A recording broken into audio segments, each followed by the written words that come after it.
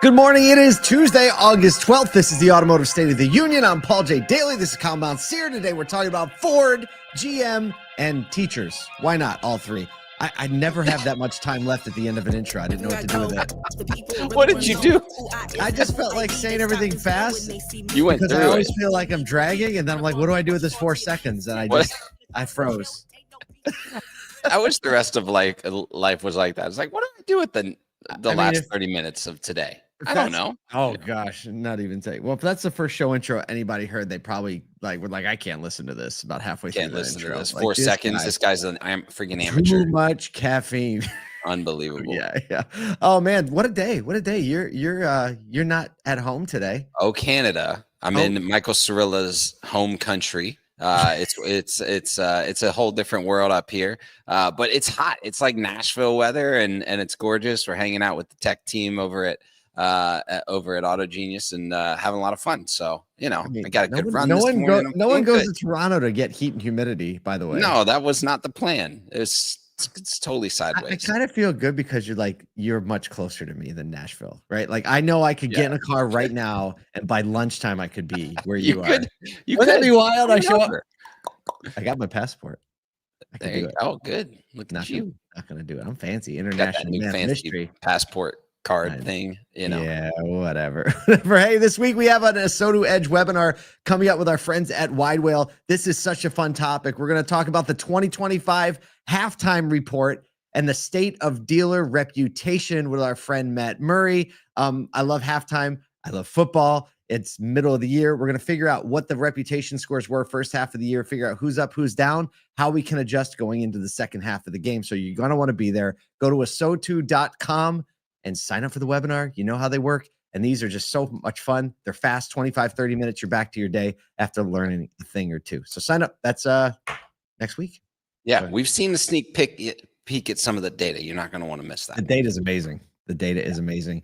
We also have a new Auto Collabs episode, one of our other long form podcasts. I got to sit down with Jamie Butters. So many people know him as the editor of Automotive News, but now he is with the Wall Street Journal. It's kind of been a lifelong dream of his to work for Wall Street Journal. So he's there. I get to talk to him in the week in between the two jobs. So I think that's the time when everyone can say whatever they want. Last time I knew you're allowed to say it. Yeah. So go to Auto Collabs, just search Auto Collabs and it'll be right there at the top of your screen. Or you go to our website, hit podcast, whatever. But very fun conversation with Jamie Butters, who I will forever be like has Bill Pullman vibes. Yeah. Bill Pullman. He's the president in Independence Day. He's unbelievable. Yeah. Oh no, I think we lost Paul's mic. We lost Paul. We totally lost Paul. I was like, I know he's talking. I've heard him. I've seen him talking. My roadcaster is possessed. There he is. He's back.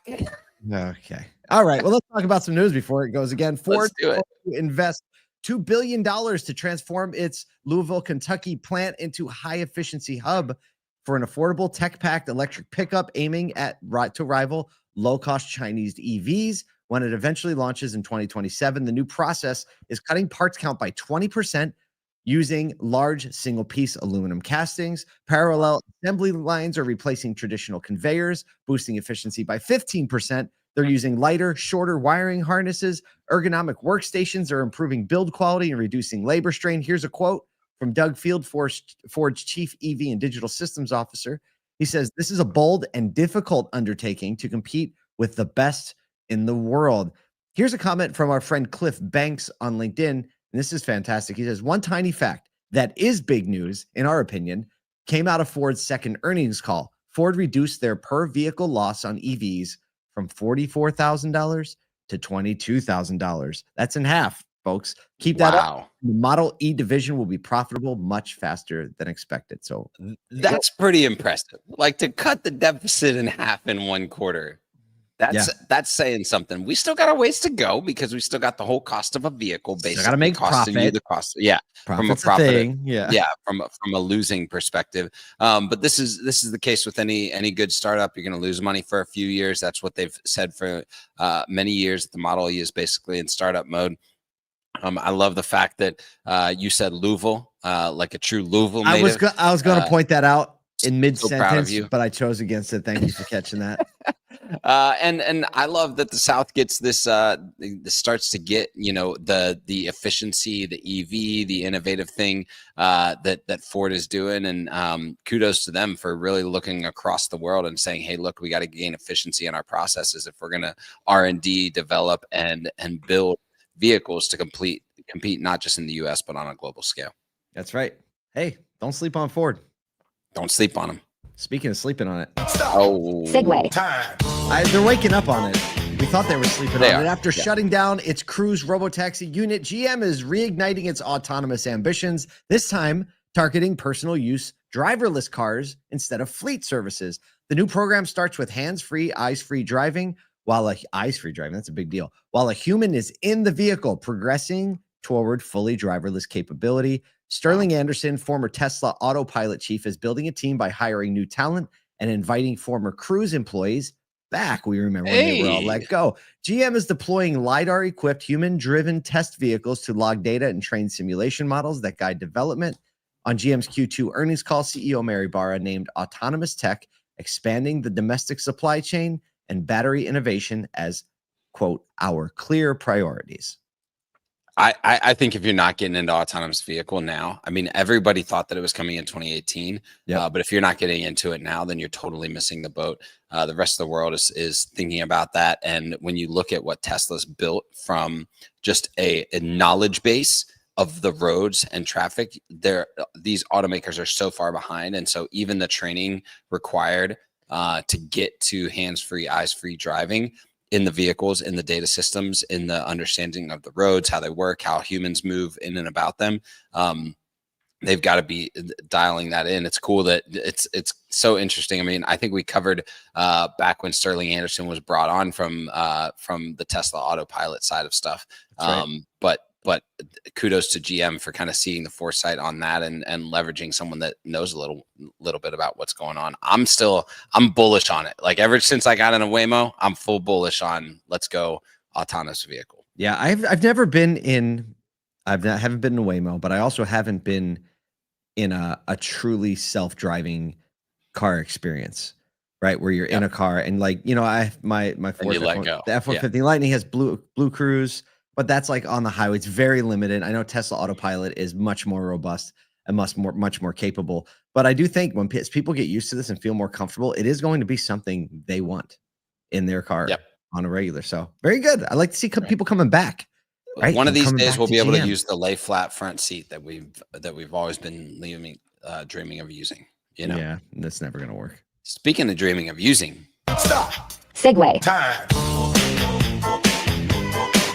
More and more people using it. Only 3 years after ChatGPT's public debut, many K-12 educators are moving from banning generative AI to using it as a tool for critical thinking, creativity, and tailored instruction.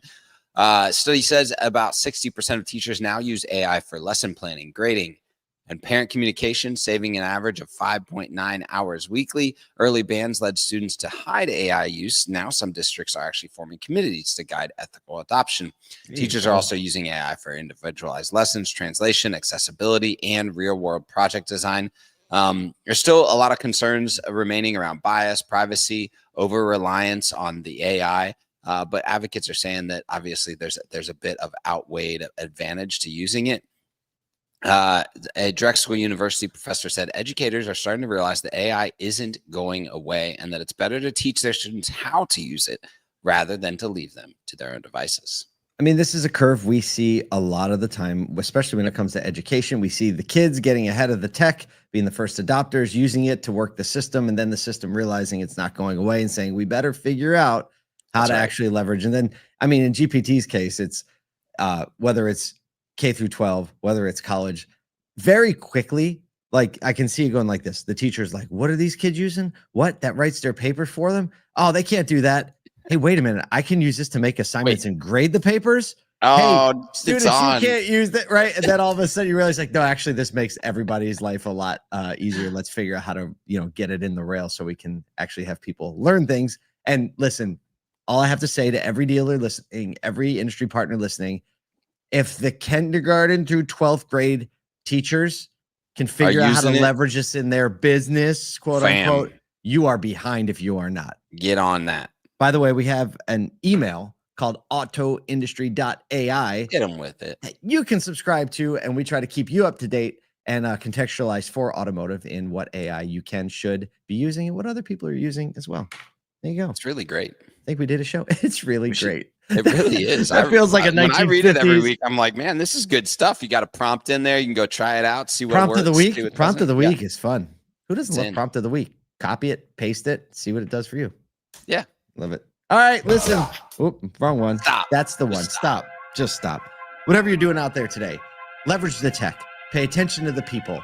Go out there and serve somebody. Listen, pay attention to those people, and everything else will figure out how to get done. It will. We'll see you tomorrow.